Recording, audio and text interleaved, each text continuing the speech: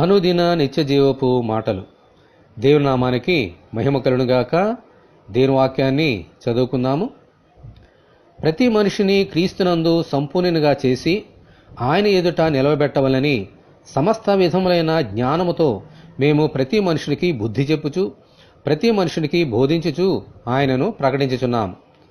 కొలసీలకు రాసిన పత్రిక 1వ అధ్యాయము 28వ వచనం. ఒకప్పుడు దేవుని సంఘమును హింసించిన పౌలును మన ప్రభు అయిన యేసుక్రీస్తు దర్శించి తన్ను ప్రత్యక్షపరుచుకొని అదే సంఘమునకు, ముఖ్యముగా అన్యజనులకు అపోస్తలుగాను సువార్తికునిగాను ఏర్పరచుకున్నారు. దేవునికి స్తోత్రము కలుగునుగాక. ఆమెన్.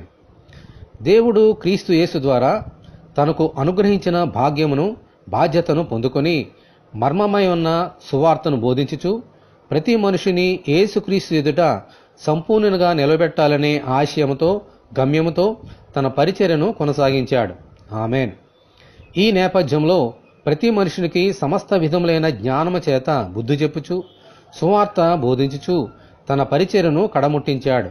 ఆమెన్. హల్లెలూయా.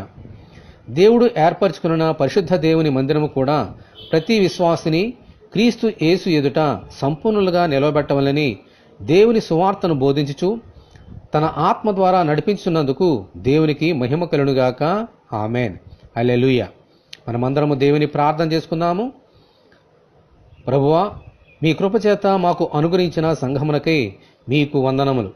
మీ వాక్యమును విని దానిని గైకొని దేవుని ఎదుటను మీ ఎదుటను సంపూర్ణులుగా నిలవడనట్లు అనుగ్రహించమని, ఈ వాక్యం వింటున్న నీ బిడ్డలందరినీ అలాగున దీవించమని ప్రభువైన యేసుక్రీస్తు ద్వారా ప్రార్థన చేస్తున్నాము తండ్రి.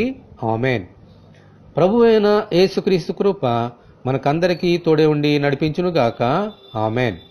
పరిశుద్ధ దేవుని మందిరం.